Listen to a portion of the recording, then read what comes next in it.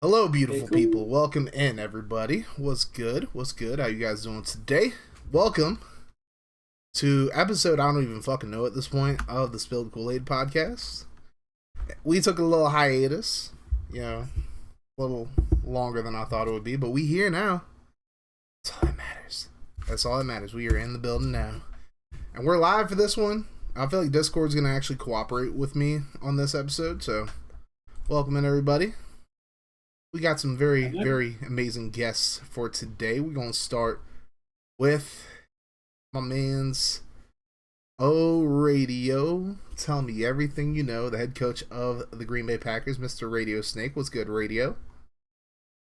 Not much, hoping my team starts figuring shit out, but I think we're in a good spot.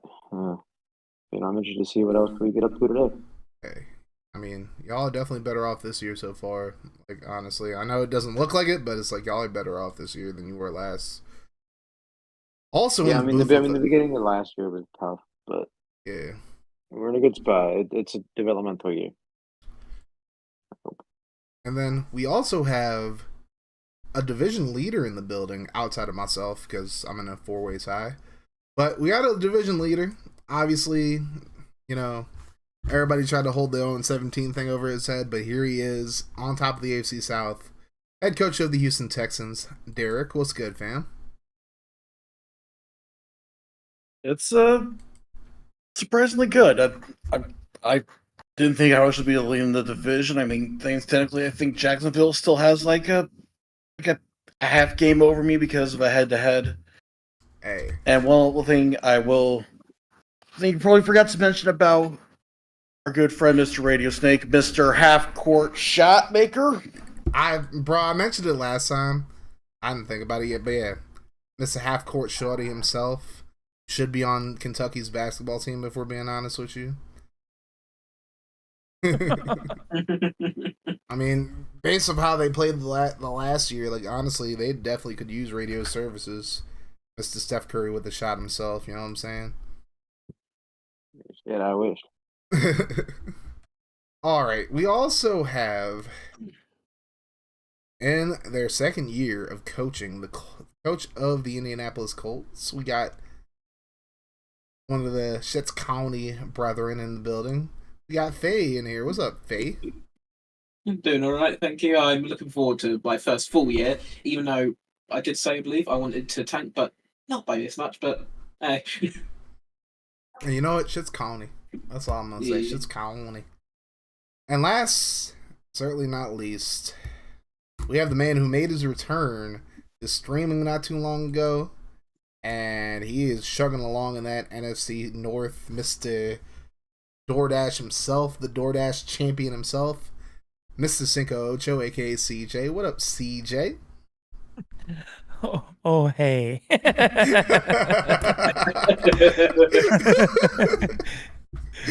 Yeah, I guess that's me. Sure, yeah. Yes, it is. It is you. Stop. Stop being so modest about it, Ah, too.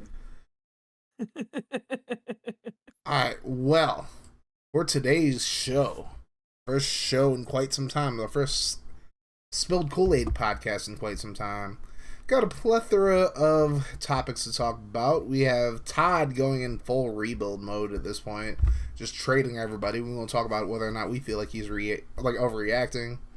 We're going to talk about the Steelers being the team to beat in the FGFL after missing the playoffs the past two seasons. We'll talk about the AFC South and who is more likely to win the division between the Jags and the Texans, who are both tied at 3-2.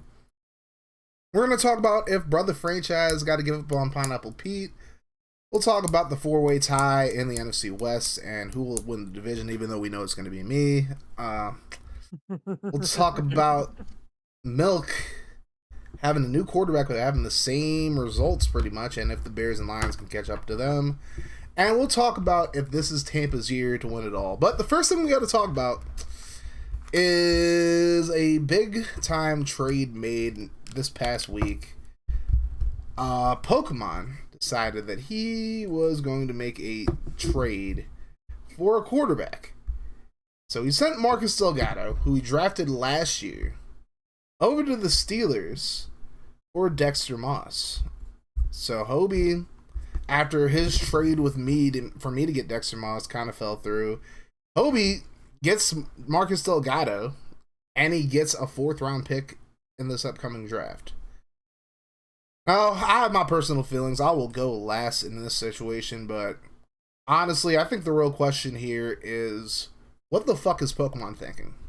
Radio, I'm gonna start with you. Like, can you make anything out of this? No, honestly, I can't. I mean, from what we've seen of Delgado, he didn't. If I remember correctly, he didn't do the best last year, but the scheme was changed mid-season, Yep. I think, which fucked it up a lot. But I mean, he played well, even in the wrong scheme. So I don't know what Pokemon's train of thought was, and I don't know what he thought. I don't know if he wanted a less running guy. I don't know what his thought process was in changing quarterbacks now, as opposed to, maybe down the road if he wants to, when Delgado's up for an extension or whatever. But it's too early for anything right now, definitely. And it's like, I'll add this onto that. Like, Dexter Moss by overall and by I believe development is better than Delgado. So technically Pokemon did win the trade. But as we all know, well, Delgado I believe is an X Factor as well. I might be wrong about that, but I think he is. He is now. He's both X Factor. Moss is a higher overall player, and he's younger. And Pokemon gave up a 4th to get him. So, I mean, I guess Pokemon on paper won the trade, but it's like, if Moss can't stay healthy, then this is just a dumb trade as a whole. But I will go to Derek next. Derek, what are your thoughts on the trade in general? Do you think Pokemon overreacted, or do you think he made a good move?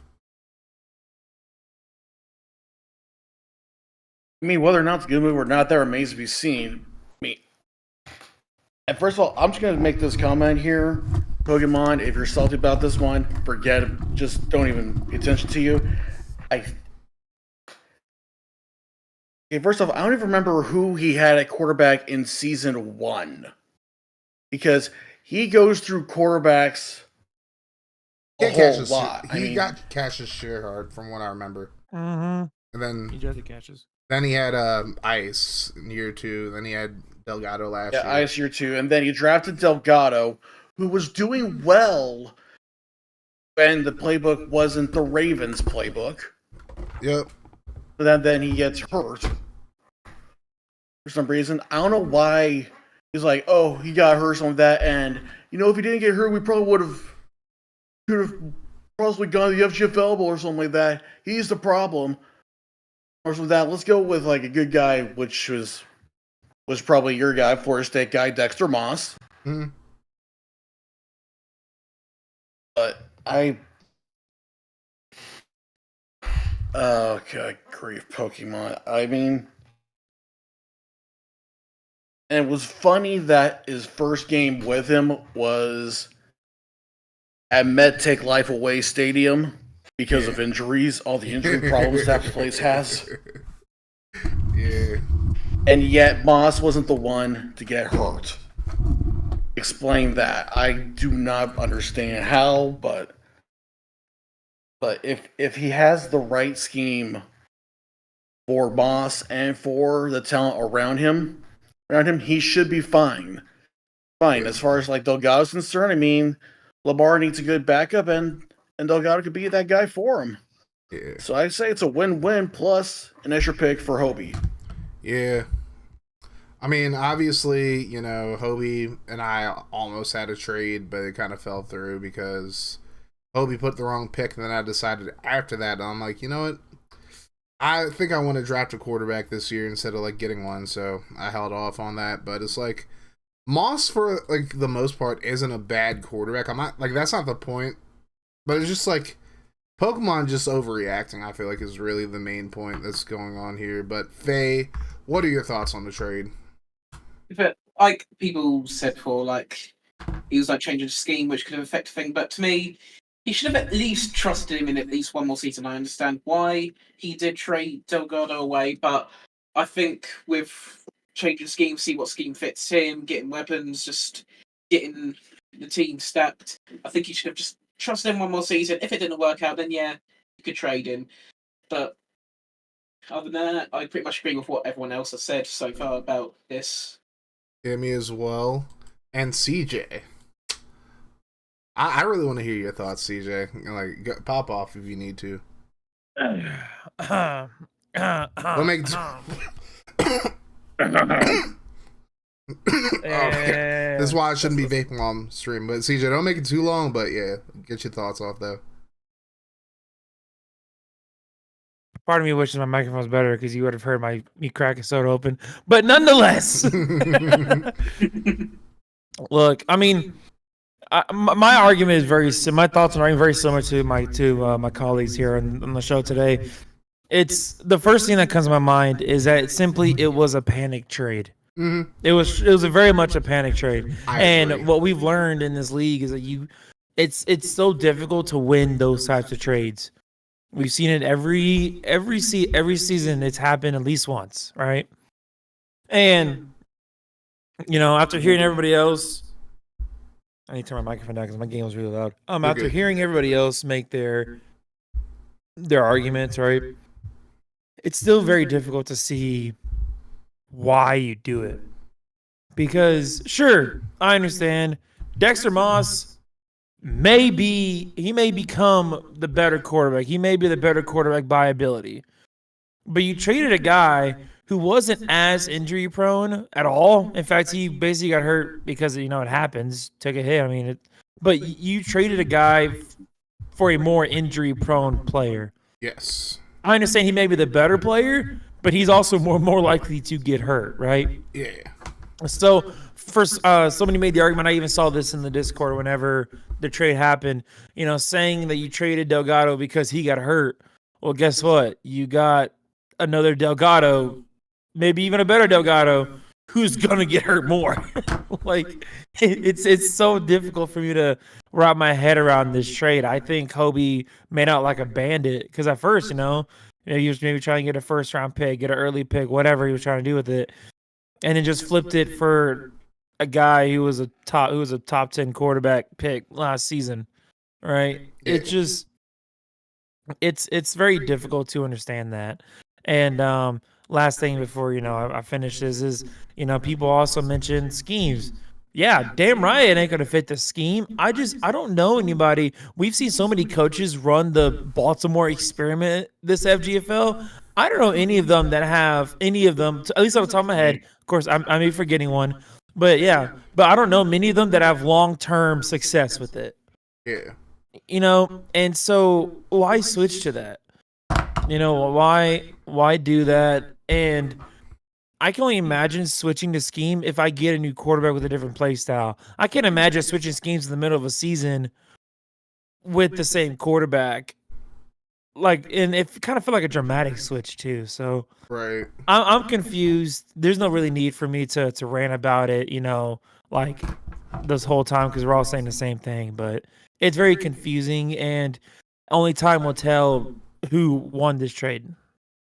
I agree, and I'll get my thoughts out real quick. I know I said in chat, like, he's sitting here, like, probably a good thing I'm not on this time because I'd be ranting. I'll take care of it for you, Ice. Don't even try. I just don't understand what the fucking thought process is. Delgado, before he got hurt, was balling out last year. And Dex was balling too, which is why I wanted to trade for him initially. And honestly, I feel like my trade was like the better trade, and I gave up I was going to give up a first to Hobie to get him, and I was going to get Josh Downs, and I was going to get a later pick, and all I'd have to do is give up Jameson Williams, who doesn't really do shit for me, which is the meme now. But I was getting Dexter Moss, Josh Downs, and a third for JMO, my first next year, and my third this previous draft, which is, I feel like, would have been a really solid trade for both of us, because then Hobie would have another really good receiver for Lamar to throw to. and I didn't have to give up Art Henry in the deal, so it was like perfect for me. Then like me and Derek's deal would have still probably gone through. I'd still probably get Puka if I wanted to. But Pokemon. The reason you're not going to be successful in these leagues is because you do stupid shit like this. Like, and there was no justification for making the trade.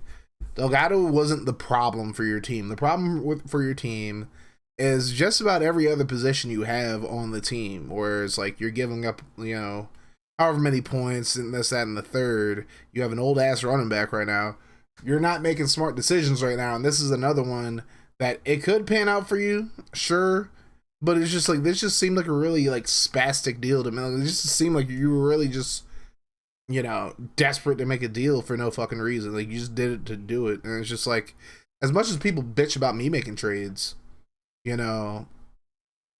I try to tell everybody, every trade I make is thought out, and it's like I'm trying to put things together, and it's like there is thought process behind my trade. I don't understand the thought process behind Pokemon's trade at fucking all, to be honest with you. Delgado was fine before he changed his playbook. When he changed his playbook, that's when everything started going to shit. So maybe just don't change your fucking playbook when things are going well, and you'd be alright. But yes, Eagles, he did trade Delgado. Yes, he did. And expected, even said in chat, Ravens playbook equaled the number 5 overall pick for me. Pimps. Hey, that's why we stay away from the Ravens playbook, bro. Same thing with the Philly playbook. Any of those playbooks that have all these designed QB runs in the mix, just stay away from them. But, I don't know. Obviously, Dex won one game, as Hobie keeps saying. He won one game for Pokemon, so maybe it'll work out for him, but I have my suspicions this is going to be the completely opposite, but maybe I'm wrong. We'll see what happens. But we'll move on to the next topic. I think that's enough dunking on Pokemon for one. We're going to talk about another overreaction in the league, and that is Todd basically just going into selling mode at this point. So far, he has traded Brian Burns and Tre'Davious White for Tavion Barrett, a cornerback who's a 78 overall star, 24 years old. He got my first this year from the Jags. He got his first back from the Jags, and he has the Jags' 3rd-round pick in 2028 as well. Then he also made a trade sending Mike McGlinchey and Ben Powers, 2 starting guards, over to the Eagles for my 4th-round pick this upcoming draft. And then Aqua's 6th and 7th that Aqua's not going to use anyways because he's not going to be coaching after this year. And he traded Adoree Jackson, which kind of makes sense. He got a 6th-round pick back from CJ. He got his 6th back, actually. So, again, Radio, I'm going to start with you. Do you think it's a good idea for Todd to sell right away just because he got one, and he did it immediately after his blowout loss, by the way? There's the context, but it's like he's 2-3 in the division. Almy is leading it at 3-2, so the division isn't lost. Like, he has a chance to win it, but not if he's making moves like this. But Radio, what are your thoughts on Todd deciding to sell at this point? I mean, as you said, I don't think it's the right move right now because the division isn't. He's not far back in the division. I do think, though, maybe that it was necessary if he wanted to do anything because, as we saw with the Brian Burns trade, he didn't have money when he traded him. So he needed to make some moves to try and get that money in case he wanted to switch anything up. But I don't know if just selling and blowing it all up was the right move right now. Maybe in a couple weeks, if there are more games back, but right now I don't think that was all the right decision. Yeah, I'm in the same boat. I think it was a little too premature to do that. Maybe closer to the deadline, maybe, but it's like Yeah. we're 5. He did this when we're 4 weeks into the season. Like, damn, Todd, calm down. And then I don't even know. Like, it just don't make a lot of sense. Derek, I'm gonna go to you as well. What are your thoughts on Todd selling at this point?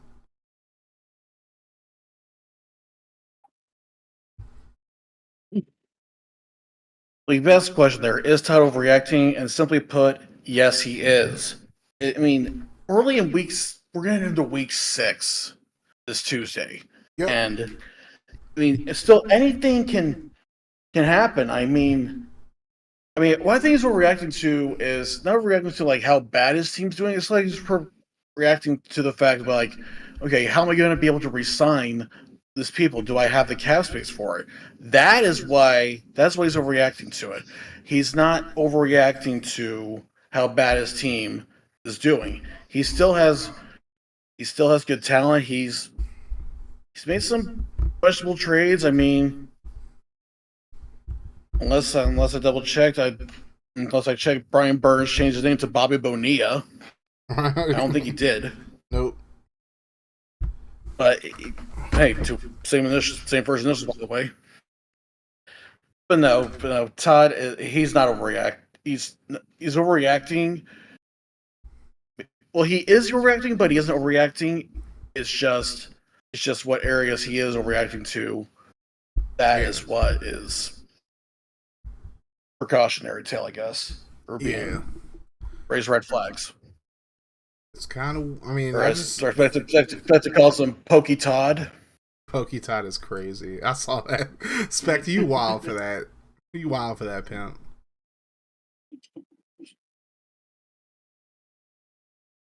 We're gonna go to Faye now. Faye, what are your thoughts? I mean, to be fair, I do sort of understand where he's going with this, but not this early on, as previously mentioned. Like, yes, you might have to sell, trade, whatever, if you're not doing good, but we're only, as said, 5 weeks in, come up to the 6th. We've not even got halfway yet, and the division could still be in Todd's hands. So, to me, it's just makes sense, but doesn't make sense, but leaning towards more not making sense. I don't think he should be doing all of this right now. Maybe later on, but right now he shouldn't be doing all of this stuff. Really. Yeah. Honestly, I think that's fair. CJ, what are your thoughts? And I'll go after CJ. I mean, there's not much I can really add on that somebody else hasn't already said. I mean, I benefited from the fire sale. At least I think I'm going to. I got a pretty solid starting corner to add more depth to my secondary. But Titan. I agree. I do think that Todd is pulling the trigger a bit early here. I definitely think waiting until the deadline closer to it would have been smarter, because people would have gotten more desperate. People would be most likely be offering more than what he was originally asking now to get those guys. Like, hell, I mean, I could see someone paying a fifth for Adoree Jackson. I can see someone maybe trying to flip a fifth, a fourth for Austin Eckler. Like, I can see these things happening, and even those two guards, the two interior linemen that he traded to the Eagles, like, hell, I mean, at first, I was gonna make a run at them if the trade didn't already go through, but like, I know people who would easily pay. Probably easily pay a third at least for that. Like, I mean, especially for at least one of them, much less both of them. It's just, I don't know. He reacted too early, but I'm also just trying to understand it. And I think the way that I can understand it is just like him thinking that he'd rather do it now than risk some of those guys be hurt, and then him not being able to trade them because they're hurt. So that's the only thing I could think of, but obviously, it's one of those, danged if you do, danged if you don't type of situations, in my opinion. Oh, yeah. So, y'all might be a little shocked by my answer to this. So, I do think Todd slightly overreacted. I kind of gave him a hard time about it in trade reactions. But I understand why he made the decisions that he made. I just think he should have waited until the deadline to do it, to get better offers when teams are getting more desperate, where they'll shell out more than what he got for those trades. The way I see it, so Todd obviously made it to the FGFL Bowl in year 1. He lost, and then past 2 seasons he kind of just crapped out. He made he's one of, I believe, 3 or 4 people actually who've made it to the playoffs every year. It's him. It's Crack, I believe. Alpo and Clover have made the playoffs all 3 seasons so far. And I think Todd kind of just like came to the thought process that, you know what?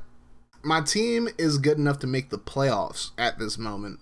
We're not good enough to win an FGFL Bowl. So with FG most likely continuing FGFL 24 through Madden 25, I feel like Todd's thought process is, let's just start a rebuild now, get all the assets we can get heading into the next draft, and then we'll just rebuild from there. Now, granted, the problem that I have with that is I feel like trading Brian Burns was not really conducive to doing that because of the cap hit he's going to take for making the trade. And initially, he didn't think it was going to go through, but it ended up going through, and now he's kind of fucked. And I do genuinely, I do understand why he wanted to trade Burns, why he wanted to trade Trey White. You know, those are guys. Well, Burns not so much, but White, Adoree, McGlinchey, Powers. I get why he wanted to trade them because McGlinchey and Powers are in the last year of their deals. Dory's in the last year of his deal as well. And Trey White's 31 years old. He's not going to get any better at this point. But Burns probably could have still benefited him. So giving him up and getting my first next year when I'm 3-2 currently, and I have 0 plans of tanking this year. If I end up going like 3-14, then so be it. Congratulations, Todd. Merry Christmas. You got your chance at getting whoever you want to get with the first pick. But I don't know, man. I feel like it was an overreaction, but I do understand like the thought process behind it. I'm doing it, so I'm kind of with you on that, CJ. I think we're in the same boat for the most part. Welcome in, by the way, Niners fan and Viking King and everybody else who's coming to the chat. If I don't respond to chat, don't think I'm ignoring y'all. Like, you know, we just doing the podcast right now, so just want to let you guys know that you guys are recognized. I see you guys in here, so don't feel bad if I'm not responding right away. Next topic we're going to talk about, obviously, Pittsburgh Steelers. 5-0 right now. They're the only undefeated team in the FGFL currently. Obviously, Hobie missed the playoffs the past 2 seasons, kind of going through a rebuild. You know, Dex being hurt last year really fucked him over. Then he got Lamar because Pepperjack decided to do Pepperjack things. And, you know, we are where we are now. Now, the question is, you know, obviously the Steelers are the team to beat, but it's just like, I guess the question is, just how good are they really? Is there anybody in the AFC who will be able to stop them? Obviously, Buffalo would be like the first answer. Obviously, the Broncos are definitely still lurking, but are the Steelers that team in the AFC at this point? Obviously, like beyond the obvious, you know what I'm saying? Radio, I'll start with you. I mean, I think maybe a little. I mean, from what we've seen, they've been really good. But as you said, the Bills are always there. The Broncos are the defending champions, and I think and I know both of those teams have got out of the gates, you know, really well. So I think maybe until they fall, I think especially maybe the Broncos are still the team to beat, as they did beat everyone else last year to get, you know, they won the AFC, they won the FGFL Bowl, they beat everyone they needed to beat. And I think until we see them fall, they are still the team to beat. But the Steelers are, you know, the Steelers and Bills and the Broncos, they're all in a group up there amongst themselves, and any one of them could win it. But I still think the Broncos, as the defending champions, have to be given the benefit of the doubt. Yeah, I agree that those guys are like they're the tier 1 of the AFC at very least. Obviously, like I know the Raiders are 2-3, but I would say they're definitely up there as well with them. But yeah, I mean, I think the fact that, you know, the Broncos obviously won the FGFL Bowl last year. They didn't have a lot of losses. I think Duggar was really like the only big loss that they had for the most part. And, you know, obviously their 2 losses, they lost to the Seahawks, they lost to the Buccaneers. So it's not like they lost to 2 shitty-ass teams. They lost close games to 2 really good NFC teams. So I think the Broncos definitely deserve a lot of credit still. And we'll see what they do the rest of the year. But, Derek, what are your thoughts on the Steelers? I mean, the way that Hobie has built this team for this season, it's gotta be commended that he's putting his chips in, he's going balls to the wall and everything. I mean, that trade for Lamar, getting that back with Delgado, everything. I mean, I'm just looking at this whole offense here. I mean, of course, you got the Josh Jacobs. You also have probably the original Bob, as in Bob Howe. Well, no, Then the real of Bob course, we got call that scary. was, but, yeah. Yeah, it's You good. got Scary Terry. That defense, Steeler defense. That's what they're known for. I mean, you got Jeremiah Rice there. That linebacker core is scary. They have, I mean, you have the Temple legend Hassan Reddick, Benjamin Stringer. Then you got Blackstone and Darby in the middle. Those safeties are scary. Corners could be good too. I mean, on paper, I mean, they look like they can hang with just about any team there. I mean, the Broncos or something like that, but it's not. Games aren't done on paper. It's how. It's like what you do, like when, like, you know. Damn it. Oh, we froze for a sec, y'all. Sorry. God damn it. You actually do it on the field.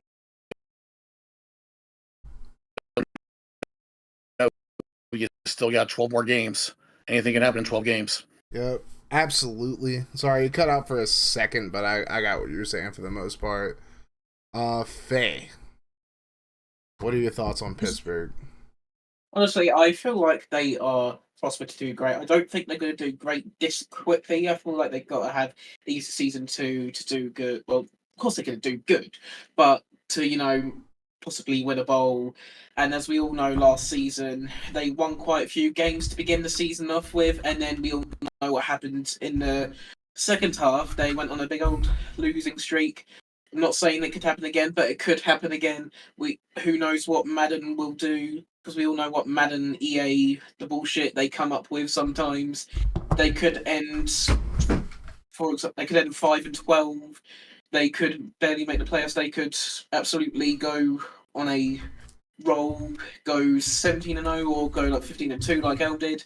It really, to me, could go any direction from here. But I do feel like they will at least make the playoffs this season. Well, yeah, I mean, I think it's like kind of hard for them to not to when everybody else in the divisions 2 and 3. I mean, I still think the Bengals and the Ravens will definitely make a run at things. I mean, we'll have to see about the Browns. I mean, Pepperjack kind of set his team up for failure. But, we'll see what happens. Anything can happen at this point. CJ, what are your thoughts on Hobie's Steelers so far this season? So allow me to begin by saying I know the Steelers will be a good team. I know that they will definitely make the playoffs, most likely win the division. I wouldn't be surprised if they get the number 1 seed in the AFC. Now, let me tell you why I don't think they're going to be overrated. Okay. Their first few games, right? First 5 games. I'm just going to go through the opponents in order, and you tell me something that you notice.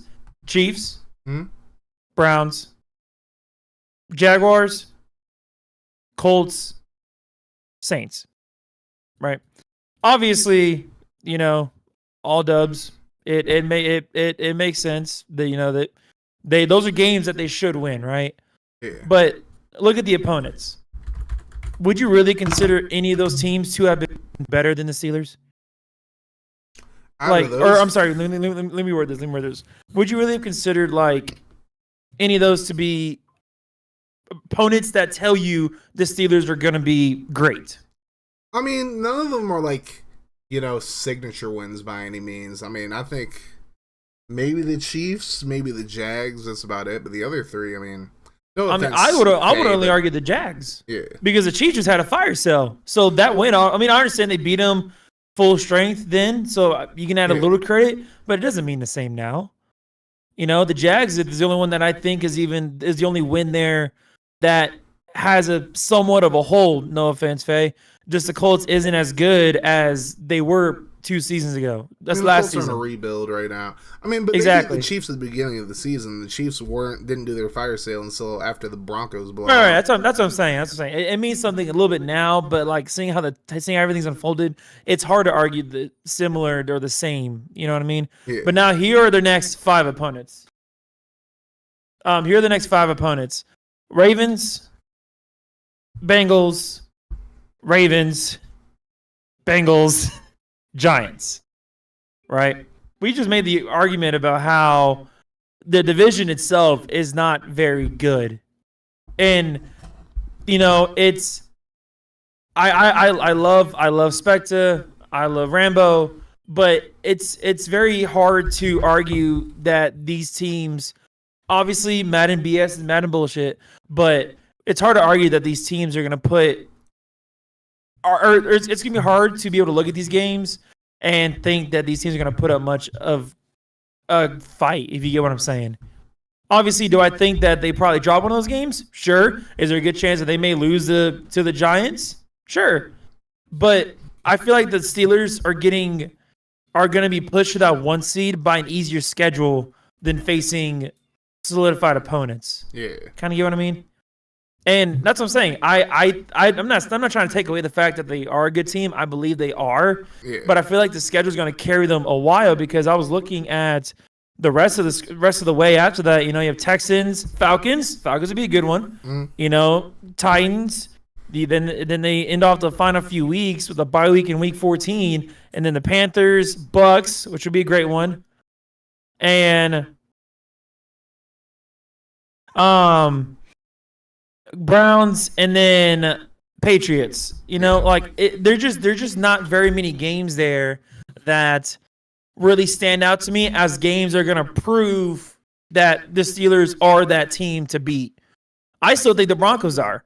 Yeah. I think the Broncos, they're still a very complete team. I understand their record may be a little bit behind, but they're going to be fine.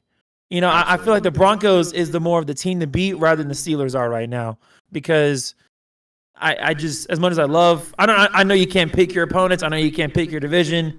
But I feel like the Steelers' record, assuming that they do win the number 1 seed, like I think they probably will, is going to be more carried by the schedule rather than, you know what I mean, right? Do you understand my argument here? Yeah, I get what you're saying. I will say one thing. You mentioned the 5 games. You said you loved Specta. You loved Rainbow. I love both those guys. You didn't say you loved FG. So you see that FG? CJ don't love FG. I was more highlighting first off, it's stupid that Madden did it, but I was more highlighting the fact that he's playing the same 2 division opponents back to back to back. You didn't say you loved FG, but I mean that goes without saying, obviously. But Yeah.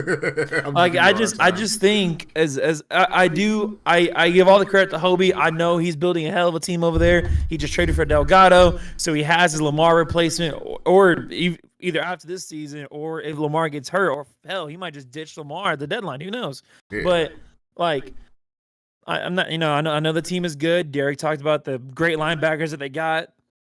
But it's very hard to look at that rest of the schedule and think that the Steelers are almost not getting a pass to the number 1 seed. No, I get it. I wholeheartedly do understand where you're coming from with that. What I will say is I do agree that until the Broncos lose to an AFC team, or until they lose in the playoffs, they're really the top dog. And obviously you can't sleep on the Ravens with all the talent they have on that team. And obviously the Steelers have a very favorable schedule. I do think, I'm calling my shot here, I do think between the 4 games against the Ravens and the Bengals, they'll lose at least one of those games. Probably. If not most 2 likely. Of them to each team. I don't think all the sims I've seen multiple sims where it's shown the Steelers go 17-0. I don't think they're going 17-0. I think they'll lose a few more games. I could see them losing to Tampa.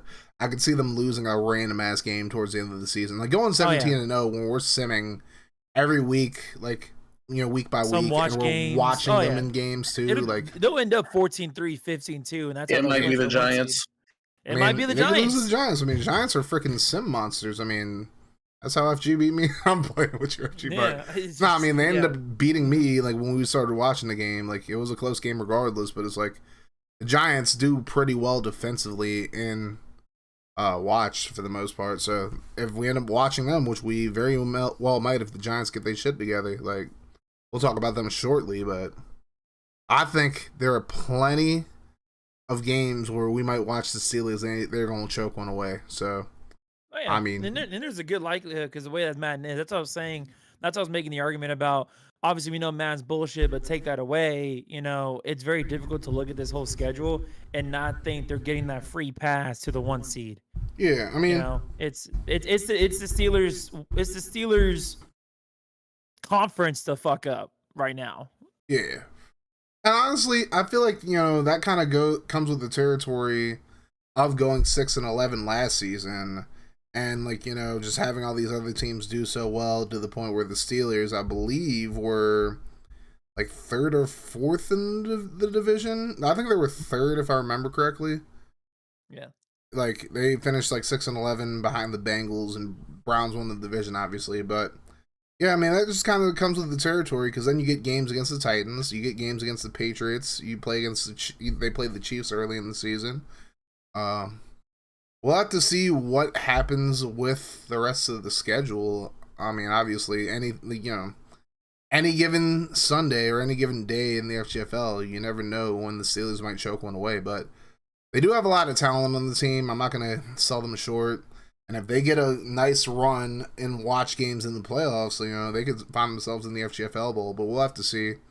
I still like the Bills and Broncos a whole lot. We just gotta see what happens when they go head to head, because not that it matters in Madden Sim, but it's like the Bills and the Broncos are gonna have a lot tougher opponents to play against. So a lot more opportunity for them to get skill points and whatnot towards the end of the season. So I mean. Hobie's been doing this since like day one for the most part, so I do hope he does well. I'm definitely not Rainbow and Spectre, my boys, of course. I'm not gonna actively root against Hobie though. That's the I've known Hobie for a while, so. But yeah, we are gonna talk about the AFC South now. We'll leave that alone. And Derek, this is your time to shine, my man's, because man, we got to keep it a buck. The Texans, obviously, after winning the division in the last week of the season in year 1, obviously you had a tough season to say the very least in year 2. Last year you won 4 games, so you definitely took a step up from year 2. But this year, you're tied for first with the Jags currently. You're being led by Clark Beaver, and I believe in the Beav. I almost drafted him at 11, honestly, but I guess, obviously Baker Loudermilk's starting to do pretty good for the Jags as well. He's starting to beat the Loudermilk allegations, of course. So obviously with the Titans and Colts kind of still rebuilding. Well, the Colts are now rebuilding. The Titans have been rebuilding for quite a few seasons, but whose division do y'all think this is? Who do you think is going to win the division at the end of the day? I know it's early to make that prediction in week 6, but it's never too early to start talking about who the better team is. So, Rita, I'll start with you. Who do you think is the better team between the Texans and the Jags? I mean, I think it's close. Knowing what the Jags have done, because they've been good.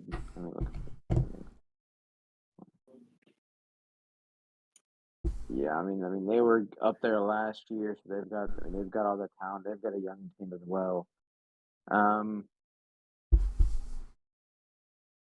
I think I'm just gonna have to give it to the Jags for this year, just based on, their offense. I know the Texans have a good offense, but the receiving core for the Jags, Cam Trace and Tristan Drake, those two I think really have sort of stepped up this year.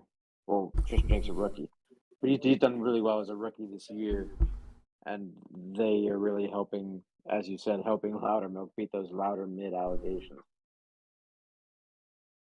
Yeah, these between those two. Yeah, it's definitely one of the tougher divisions to pick, honestly. I can definitely see where somebody would go with the Jags, but Derek, obviously, it's gonna be hard to pick against yourself, but I guess I'll ask you a more specific question to you. How much faith do you have that this Texans team can take you to a division win this year? Oh, I was kind of hoping you were going to save me for last so I could hear everyone else give their. I can. It's not too late. I can. I'll go to Faye. then I would defend myself or defend the other team. I feel like that would be more. Yeah, I'll let Faye go. My other friends have to say, CJ. Well, we'll go to Faye. We'll go to Faye first. Faye, what are your thoughts? So obviously this is your division as well, and obviously you're 1-4 right now. But who strikes more fear into your team, the Jags or the Texans?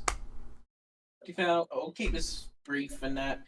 But I think the Jaguars, because QB Louder Milky is getting better. They've got, in my opinion, two of some of the greatest. Well, not the greatest, but great wide receivers, which could cause havoc in the division. And Derek is coming from a 4-13 season, and he could definitely improve his record, in my opinion. Well, there's no other choice because he's not from. I forgot what the division lead is right now between them two, but in my opinion, they're tied at 3-2 right now. But yeah, he's definitely going to beat his record at least from this last season. Yeah. But in my opinion, I think it's the Jaguars. Honestly, I just feel like the Jaguars with what they've done, with how they've been looking. Because I only won the division last season on the last day from them. Because it came down to last week, I won it. But this season, I'm tanking a little bit, going to rebuild. I just feel like the Jaguars, it's going to be their moment this year. So I think the Jaguars eventually will top it. I just want to add some context to that. Like, as far as IRL goes, Faye is a Jags fan, so I'm messing with you, Faye. I'm messing with you. Oh, how funny the I'm saying, like, I ain't picking the Titans. Englishman is a Jags. No shade to Val or nothing like that, but crazy. I ain't picking the Titans to win that division. But CJ, your thoughts on the division? Obviously, you're like you, me, and Radio are all out of the conference, so it's like we're a little. It's easier for you two at least to be less biased about it because you don't have a team IRL in that. Well, you do, CJ, actually, so never mind. But anyway, CJ, what are your thoughts? Bias ain't gonna kill me. This is a whole different universe. I don't give a shit. Me neither.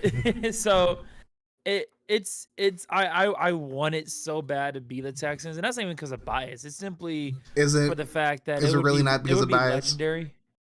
No, it's not, because it's more of the fact that it would be so legendary to see Derek turn around and win a division after going 0 whatever, right, in a whole season. Like, I don't think. I don't know. I mean, I could be wrong, but I don't think we've seen anybody do that in the same FGFL cycle. Right.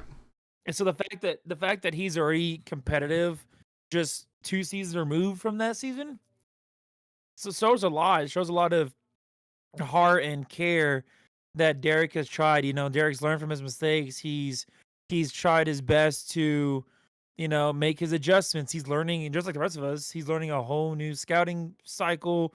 We're learning new games. We're learning about how this mod's been affecting all of us, and the fact that he not only went through 2 onslaughts of trade criticisms, right? A couple draft Dukas, but he's still here. He's competitive now. Yeah, I understand he's technically maybe losing the tiebreaker because he lost week 1 to the Jags, but he's right here right now sitting on top of the division, right? So it would be so legendary to see him win, but it's so hard, especially after the trade that he just made. It's so hard not to pick the Jaguars. Yeah. Because I'm sorry. I understand he gave up a good little bit, but like, you just got Brian Burns and Trey White. Not to mention Trey White being legendary in past FGFL games, so we know how good he can be. But mainly Brian Burns, that's a menace and a half. Absolutely. That man is so good.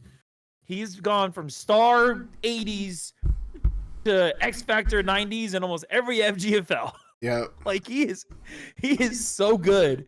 And he always becomes great. He always ends up being a sack leader, at least up there. And the fact that the Jaguars took advantage of this opportunity to get those two guys is gonna make them just put them that much higher on the pedestal. And not to mention, we just talked about the guy done talking about the Steelers. The Jaguars gave the Steelers arguably their hardest game of the season thus far. Yeah. And that was an overtime 34-28. You know, like it's so hard not to, as much as I'm rooting for Derek and the Texans, just for the sake of everything Derek's done and gone through for this, it's so hard to not pick the Jaguars, and I'm gonna have to pick the Jaguars right now as well. Yeah, I think I'm in the same boat, and it's not that I'm doubting the Texans. I believe in the Beeve more than I believe in Loudermilk, honestly. Like, you know, everybody else is like kind of gassing up Baker Loudermilk going into the year 3 draft. I'm just like, oh, okay. I don't know if he's or the year. I guess technically the year 2 draft going into year 3. I thought you were gonna say his second year. So I was gonna say year 2. Well, yeah, I mean he's in his second year now, obviously, and Beaver's in his first year. Yeah. But it's just like I do believe in Clark Beaver more than I believe in Baker Loudermilk even right now. Like, you know, obviously, Puka Reigns was there. I was taking Puka Reigns. Like, you know, yeah. If Jenkins was there, obviously I was going to get Jenkins. But anyways, Beaver was definitely somebody I considered at 11. And honestly, it's great to see, you know, Derek end up getting him in the second round. Obviously, Derek got away from some really bad quarterback situations. And obviously, I sent him Art Henry. You know, I didn't expect Henry to be the starter going into this year. My expectation was Derek was going to take a quarterback at some point, and knowing what I knew about the quarterback class, he was going to get a QB, and I had a feeling Beaver was going to fall to him in the second round, and lo and behold, here we are. So I'm definitely rooting for Clark Beaver. You know, it hurts to root for any team in this division outside of the Titans, like, you know, not putting my bias aside, but you know, and I'm not necessarily rooting against Troy. I don't like, you know, everybody in that division I feel like, you know, is worth rooting for, but I do feel like the Jaguars are the superior team currently, but I really feel like the story of Derek going from 0-17 2 years later winning the division would be a huge story, and I feel like it's a win-win if Troy finds his way into the playoffs, which could honestly happen at this point because I don't think anybody but the Steelers most likely will make it to the playoffs at this point in the AFC North. You know, in the AFC West, I think it's probably going to be Raiders and Broncos unless somehow, some way Madden just says, fuck your tank, Todd, we're going to make you win some games. You know, the Jets could obviously make the playoffs as well as the Bills, obviously. You never know what the Dolphins might do to Patriots, not so much because Colin has to clean up a huge-ass mess that was left for him. But, you know, it's very possible that the Jaguars will go to the playoffs even if they don't win the division or either team. So, honestly, Derek is definitely who I'm rooting for the most just because of the underdog story that comes with going 0-17, having to overcome, you know, not a great trade like with the JSN trade where he gave up 2 firsts, and just to trade him for less later on, more or less. But it's like Derek has survived that. It's 3-2 right now on top of his division as well. So genuinely, it'd be awesome to see either one of these guys win the division because think about it, Troy hasn't made the playoffs yet. Derek at least made it in year 1, but Troy got so close last year but ended up, you know, missing out. You know, he went 4-13 in year 2. Year 1, he went 5-12. So Troy hasn't made the playoffs once. So, I mean, either way, like, it'd be a good story if either one of these guys made the playoffs. But if I had to pick, I'd say the Jags make the playoffs, but the Texans find a way to get to the I think the Jags win the division, but the Texans find a way to get into the playoffs. So now, Derek, you have the floor. Talk your shit, my brother. Well, thanks for that. I do appreciate everyone's feedback, and just so you know, I am keeping receipts. Hey, as you should. Talk your shit, pimp. Talk your shit. I know. Hey, you know what? I know. And you have honestly, every right to. Yes, I truly believe that, you know, that the Jags are the better team. I mean, come on. Loudermilk has turned out to be a much better quarterback than what he was his rookie year. Yeah. And that, and to take that burden off of him. I mean, you got Eric Trussell, who's a really good running back, and not to mention trading for Brian Burns and Trey White, like I mentioned. Not to mention also Scott Teverdov is leading the linebacker group in the middle. You got, of course, Trey White now teaming up with Courtney Presnell. Yeah. And then you got a group of like 4 really, really good wide receivers with Cam Trice, Tristan Drake London, and then you forget about TJ Basham Jr. and Jordan Nimmo as well. That help back them up in case you get hurt. And I will talk about we can talk about the whole week 1 comeback that they had against us. As to why I'm a half game down. That Karam touchdown that Tristan Drake had that we saw, I'm not mad at that. It was a Karam we should have just batted down, but instead it went up in the air. Tristan Drake was there, right place, right time. I'm not mad. I'm mad Xavier McKinney was burned on a deep ball, worse than Bryson Wilson's mother, but that's not the point. We just didn't cover well. And, we had a chance to go to overtime. If not for someone who was part of this podcast saying he would suck my kicker off if he missed it. I'm staying close. Damn it, Faye. It's like that. But it was like, yeah, once I saw that Garrett touchdown, I'm like, I just thought like we're gonna lose. Something like that. But we I guess Troy and I have both been building for a few years. Yeah. I guess. I mean, I kind of like tore things down a bit, and yes, the JSN trade and the SSN trades, both of them were bad. First of all, getting him from Alpo and the Bills, which I learned one thing: never trade a first round pick with Alpo.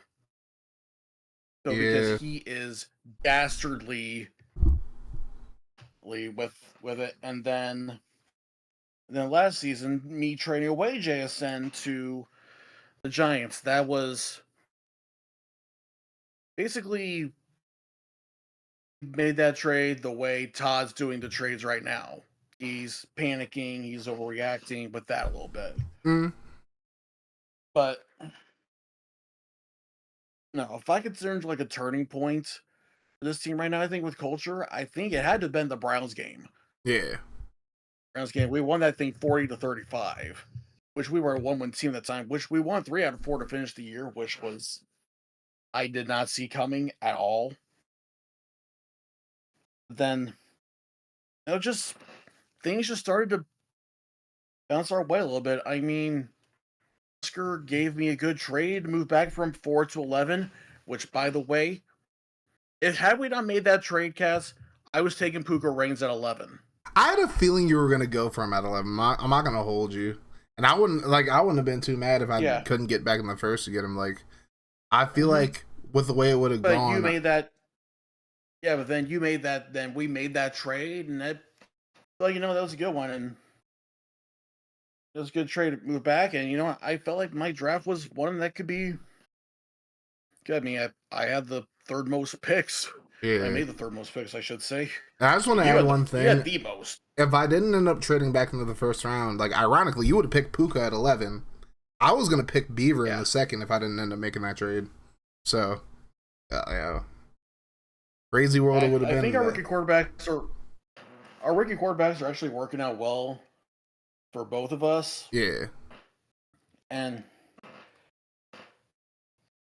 it's up in the air. I mean, the Jags, they have their really good team, those dynamic playmakers, their defense. I mean, you can't really look past them as well. Let me look at it real quick here. I mean, especially with like Rob Lawrence on the line. And of course, you got Teverdov. I forgot they also drafted Houston Bruce. Yeah. And EJ Delaney. No, they've got some. Troy's got a good team. He's He tore him down for 2 years. He's starting to build it back up right to the way that he wants it to, or something like that. And you know, I tip my cap to him.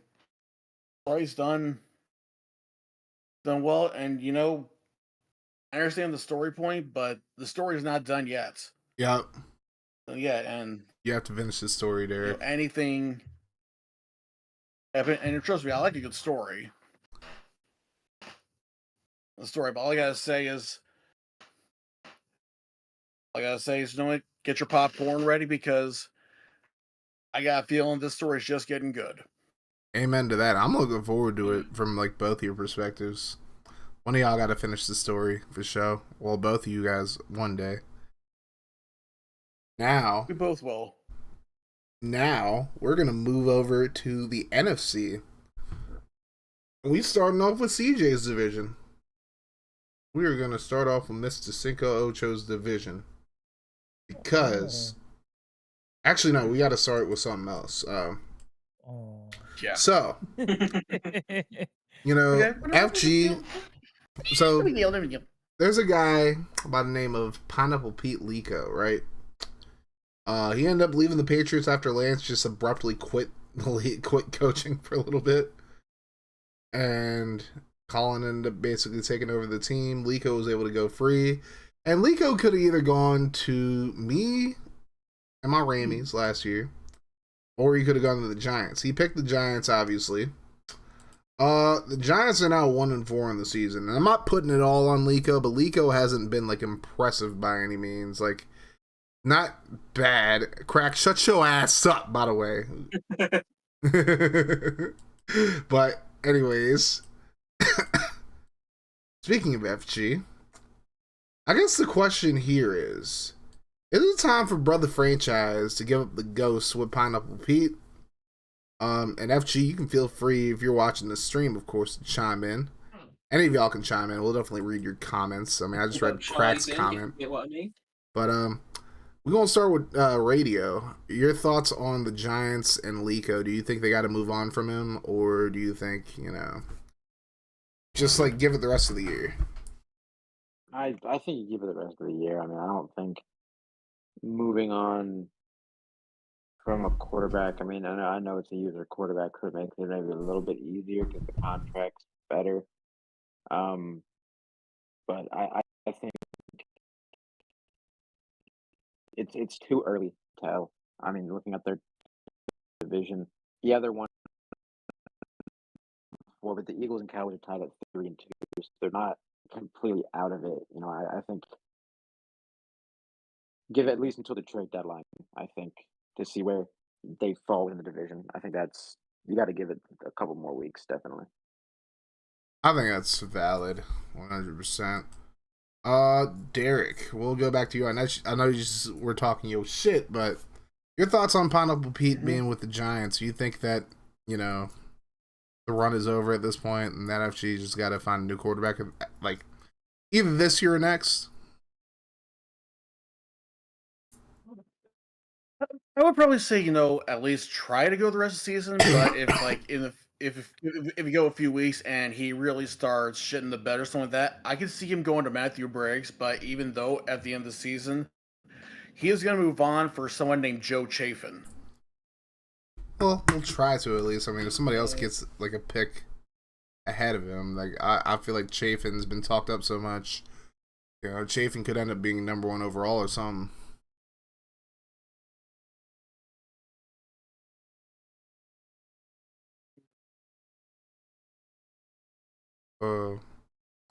Yeah, Derek, anything else on that front, or? I mean,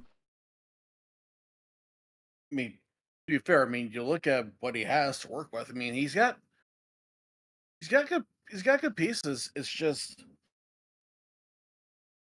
it involved pieces not doing like spectacular or doing the job. I mean, at least you put him in the position to win the game. That's all you need to do, and you don't need and avoid that EA cock management. Amen to that. Good old cock management. Hey, obviously, me and Derek, you of course moved on from a quarterback this offseason. Do you think that it might be time to move on for Pineapple Pete for FG?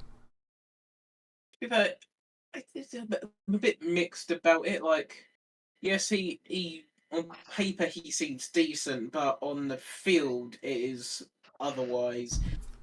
Plus, FG managed to get Briggs, even though I feel like Briggs should have stayed at the team he was originally traded to. Don't know why that happened. Trading to get a quarterback for nothing to me. Because Pepperjack, I'll that's say why. that, but it's I know. Not to get off topic.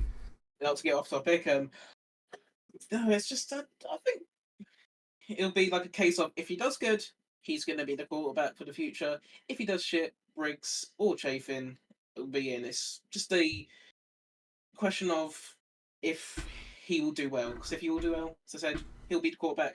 If not, then I see him going. That's fair. CJ, your thoughts on the Lico and Giant situation? I mean, FG has been open about tanking and trying his best to not be successful in order to get his goal, which is the closest to number one as he can get in terms of overall pick. He can get the quarterback he's been hyping up this entire time, right?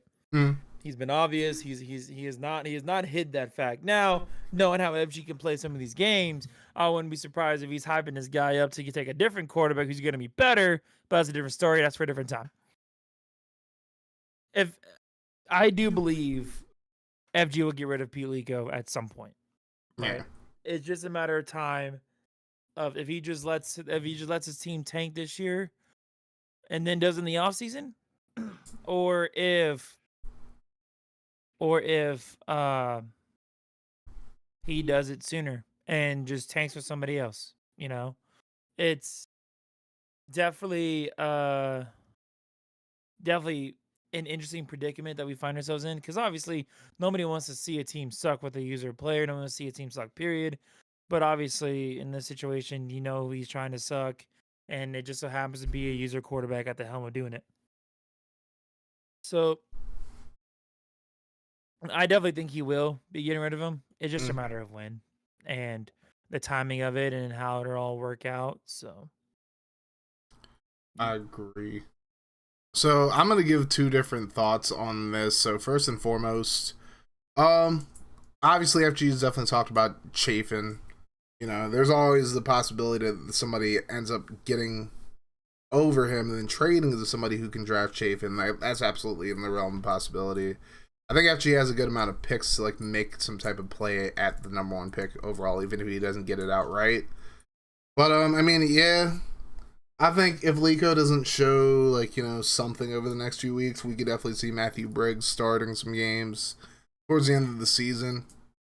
But now I just want to voice out some concern for Mr. Pineapple Pete, because if you think about it, going into next season, there aren't a ton of teams that really need quarterbacks that they can't just draft. I mean, you look at some of these teams. Pittsburgh has Lamar, and they have Delgado as a backup. Spectre just got Fields.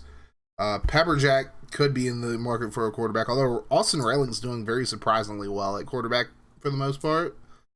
So, I don't know what Rambo's going to do. He has Herbo, so we'll see what happens. Derek has Beaver. Troy has Baker. Val could definitely be in play for a quarterback. Faye could be in play for a quarterback. Alpo probably will stick with T-Law. Alpo talks a lot of shit about trading T-Law, but if he wasn't going to trade him last year, then I don't think he's ever going to trade him, honestly, because he had plenty of chance. He had an opportunity to get Iraq Jenkins if he wanted to, or Fields, or Puka if he wanted to, but he didn't get him. Pride's locked in with Shearhart for a while. Pokemon, who knows at this point what Pokemon's doing at quarterback. Colin has Yuki, but Colin could end up making a play to bring Pineapple Pete back under better management. Almy's stuck with Tyrell. Q has Josh Allen. Maybe she might make a move for Pineapple Pete, possibly. I mean, if you think about it, I'm not going to get too deep into it. Pineapple Pete would make sense for her team. I'll leave it there. You guys can put two and two together. Human biology and all that. They're just eating certain fruits, eating certain foods to make certain bodily fluids taste better. There you go, Q. Who else is in the division? So Todd, I mean, Eagles could have requested trade, I guess. The Chargers have way too much money put into quarterback, and obviously Sports Trap just got Iraq Jenkins. Milk isn't getting a new quarterback. Crack's not getting a new quarterback. Ice could have requested trade, CJ. I'm just saying. So maybe you might be in play. Don't put that bad juju on me. I'm just saying, you better chill out there, pimp. I've done everything I can to make you better make guys happy then. That's all I'm gonna say. Radio, I'm gonna presume you're sticking with Wesley at least for one more year, so we'll see what happens outside of that. Dallas moving on from Case. Yeah, Dallas moving on from Case. So Lico could end up going over to Dallas. That's definitely in the realm of possibility. Clover's sticking with Mahomes for a while. It's looking like Matlock is the guy in Atlanta right now. Husker. Who the fuck is the Panthers quarterback? It's not coming. Horst. Oh, Horst. That's right. Well, the bias pick. Come on, yes. man, catch up. Fuck off. Horst. The boy, the Duke of Dan. Maybe Dan just got a quarterback, but neither one of those current quarterbacks are all that great, so the Saints could be in play for a quarterback. Aqua's going to be gone after this year, but whoever takes over Philly could inherit James Gerke, or they could go a different direction. I saw some shit talk, not necessarily between Rocky and Justin, but Justin was like, oh, well, when we played against the Cowboys, Case had 4 turnovers by himself, so you never know. FG is probably going Chafin at this point. I don't if he gets that pick, or he could go with Briggs. I have Puka Rain, so I'm not getting a quarterback. Nick has Chris Bonds. He's not getting a quarterback. Octi's Food. He got Joe Shiesty, and C-Mill has Justin Hurts, so I don't think he's going anywhere. Jalen Hulu has Live Sports. Yeah, Jalen Hurts. I said Justin Hurts, my fault. But yeah, there aren't a lot of places. Scoomy, that's crazy. Oh God, Ice out here causing some controversy. But there aren't a lot of places where I see, Pineapple Pete is 100% going to go there and be the starter, and I feel like that's a hard spot to be in as a user quarterback. So I'm wondering what's going to happen if he doesn't start playing well and FG decides to move on from him. But I do think if things don't improve vastly for the Giants, and FG seems adamant on tanking this year, I think that could spell the end for Pineapple Pete after this year, because this is a contract year for him. So I don't know. It's going to be tough for him to find a job. I don't see many places for him to wholeheartedly go where people wouldn't just go for one of the higher tier backups, or just drafting a quarterback. So Pineapple Pete got to step his game up, or he could end up being a backup somewhere.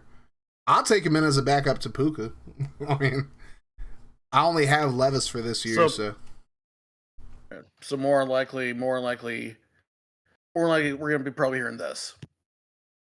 Pineapple Pete over here. Get out of here. Basically, Pineapple Pete over here. Get out of here. All right, so now we're going to move to my division. And in my division, we got a 4-way tie for the division lead, although I'm pretty sure I'm on the lower end of that because I did lose to Food, which is tragic, but, But, we're all 3-2 at this point. I'm going to go last once again. Radio, we're gonna go with you, and please do not spare my feelings. I don't think you guys will anyways, but keep it 100. Who do y'all think is gonna win the division? We'll go with you first, Radio.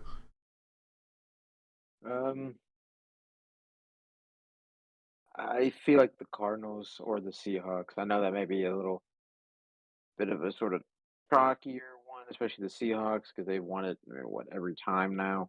They didn't win But, I year mean, they one. won it for a reason, except year one. Yeah. Yeah. But, I mean, they're still doing well even without Bryce Young. Yeah. Who's the Dave Burrow? Is that who they traded for? Mm-hmm. Yep. Who's the quarterback? Okay, yeah. Yeah, they have Joe Burrow, one of the best, one of the best quarterbacks in the game. And they have the team around him to win. And then every sim I've done, the Cardinals have somehow always done really well. So I feel like one of those two will probably win it. But I mean, 3-2, it's anybody's game at this point. It's too early to make those predictions at this point in time. Yeah, I agree. I don't agree with your pick necessarily, but I agree with like that. It's a little too early. Let's go with Mr. Derek. Derek, who do you think comes out of this division? This deadlocked NFC West right now. Oh man, I mean, it's hard to not say that the Seahawks are going to win the division since they upgraded from Bryce Young to Joe Shiesty. I mean, it's hard to. That seems to be like a popular pick, and you know what? And for for good reason. I mean, some of that defense that he has, there, Mr. Valentine Sape. He has still got Trayvon Diggs. That, I mean, you can't overlook that, but it wouldn't surprise me also if C Mills 49ers ends up in the picture as well, winning the division with everything they've going on. I mean, keep in mind, this 49ers team made it to the NFC Championship game last year, only to be decimated by Mahomes and the Buccaneers. Yep. Cardinals are surprising, especially since the Seahawks and Cardinals don't scout. Yeah.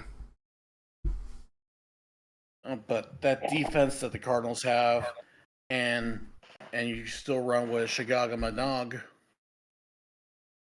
That guy. That is surprising. And then we have your team, the LA Rams, with bless the rains in Los Angeles, as the commish said. Yep. Puka reigns. Yep. Let me pull up your team. Here, I mean, you got the doll, you got the rat, you got J-Mo. You got that Keith Phillips guy. Bask in his glory, baby. Yeah. Mm-hmm. And of course, Moema, and all of this, you still kept the sauce. You still find the law. Yeah. Find the law. I mean, it could be anybody's term, and you know what? Screw it. Raiders win the division. Hello? Sheesh. I like that. I hope you're right. I definitely hope you're right. We're gonna go to Faye. Faye, who do you think comes out of this division? I mean, it's either you or the 49ers. Yeah. One of those teams. It's either way. Either way, NFC West has proven why it's the NFC best. Yes. That's what I'm trying to tell people. Nobody wants to listen to me. Best division in the FGFL right now. Faye, who is your pick to win the NFC West? You know what?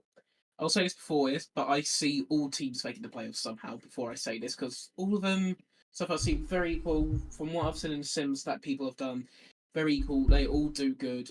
But I'm going to go on the opposite end of this from Derek. I think either Food or the Cardinals will top the division. Nothing against you, Kez, or, But it's just, every sim I've seen, Cardinals always make the bowl. And, Food, he's got Joe Burrow, he's got a good, solid team. But I think it is between, Seahawks and Cardinals. But in the end, I think Food's going to top it. Fair enough. And CJ, who do you think comes out of the West before I go? I'm I mean, my bias is to pick you, but it's so hard and I hate saying it, but Food is gonna probably win your division again, and it makes no sense how he keeps doing this, but he does, and it's even with another quarterback, his team still plays well. With another quarterback and having to have the computer almost fix his entire roster at some point, to some positions, he's still going to find a way to win, and it's going to be crazy. But I do agree with Faye. I think if there's any division in this season in the FGFL that where their whole division somehow makes the playoffs, I wouldn't be surprised if it's the NFC West. You know what? Oh, really? That's Ice? fair. Really? Wait, so Ice Pick just broke some news saying that someone was already inquired about Lico. That'll be an interesting development. Developing story right now. I'm not surprised one bit. I'm not going to pick us to win the division. Because I didn't think we were going to make the playoffs this year, to be honest with you. And here we are at 3-2. I mean, we could still not make the playoffs. I'm just saying, but if I had to pick one team to win the division, I would say it's probably going to be not the Niners, the Seahawks. Just because Octi just got a quarterback that is better than the quarterback he had before. Joe Shiesty kind of falls off in the playoffs. He did that for Milk a few years, but Seattle. And by the way, I did mention that there were a few teams that made the playoffs every single year, and I forgot to mention the Vikings. They also made the playoffs all 3 seasons as well. We'll talk about them in just a moment, but they are definitely well on their way to doing that again. But I think you talk about pound for pound, position for position, the Seahawks overall have the best team in the division. They have the best quarterback. They have the best players at a lot of their picks. And it's like, I bitch about how it's not fair that Octi doesn't do jack shit and still wins all these games. But, it is what it is. He has the best team for right now. I feel like my future is a lot brighter than anybody else in the division. But as of right now, the Seahawks are really the team to beat. The Cardinals are up there as well. The Niners are up there. And I kind of consider us to be the dark horses of the division because we're the team that we have all this youth on the team. Nobody thinks we're going to do jack shit for the most part.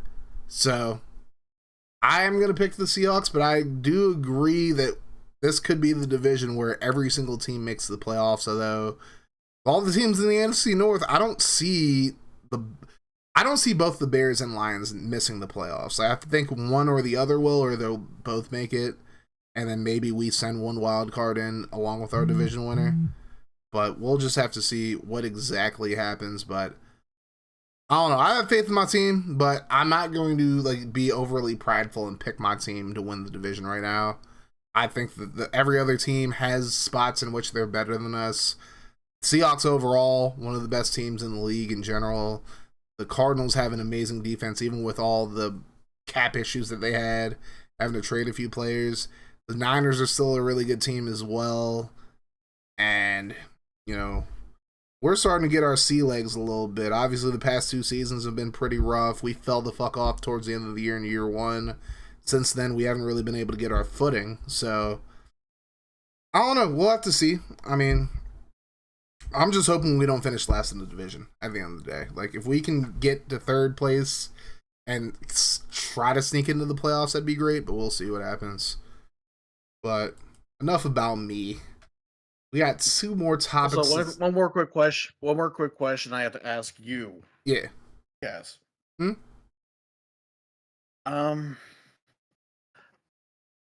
Maybe to remind me again. I mean, I know that he was old and everything. Oh, why the fuck did you trade the best kicker of all time, Justin Tucker, to a division rival? Because he's old, and he's not going to be in the league for much longer, and because I wanted Uriah Oblad. So the real question you should be asking is, okay, but the real question you should be asking is, why the fuck did C-Mill give me a 5th for an old ass kicker? That's the real question that we should be asking, because he gave up. Well, hold on, the GOAT. I get it, but he's old now. Kickers retire relatively early in that, and so I don't really expect him. But it's he gave me a 7th this last year, and he gave me a 5th next year. So I think I won that trade just based off of. If they're being used, they'll keep going. I mean, we'll see. We'll see. I mean, we'll see. Tucker also had a really weak season last year, so I think I got more value than he's actually worth, and Oblad could definitely develop. So I don't know. We'll see. I mean, it's not the worst trade I've made this FGFL cycle, so not even close to being the worst trade I've made so far. ETN, Julius Bailey. Those weren't even bad trades. To be completely honest, those weren't even that bad of trades. And go ahead and get that as banned. Who'd you get with that second round pick for ETN? That's a great question. I actually don't remember. I don't think it was Bailey, because Bailey was my original pick, I'm pretty sure. If it was it Bailey? If it was Bailey, let's see. Let me go. No, because I made the ETN trade after I drafted Bailey. Do you remember what? ETN and Bailey were teammates in ETN's rookie season, so yeah, so it was. I didn't. So it must have been a pick that I traded to get back into the first round. So it must have been a contributing pick to get either Law, Hawthorne, or Diggs. Let's play follow. Let's play follow. Let's play follow the leader here. All right. ETN, Travis ETN. Let's just look up Travis ETN. I need it in this channel, please. I will warn you ahead of time, CJ. I'm pretty sure that pick got flipped during the draft, and I don't think that was one that we were keeping track of then I'm gonna say you lost the trade. But I do remember using that pick in order to get one of the first that I got. I don't think I gave it to Elm. I gave it to whoever I got the. I might have given it. I don't even think I gave it to Pokemon either. Because Pokemon, I got the first straight up for Christian Rodriguez, or not Christian Rodriguez. Christian Gonzalez. I don't remember which pick. I don't remember which trade that was, to be honest with you. That might be an FG question for later. But I did not have I did not have a second round pick by the time the trade or the draft was over. Yeah. Wait, what pick was it again, though? Let me go back and look.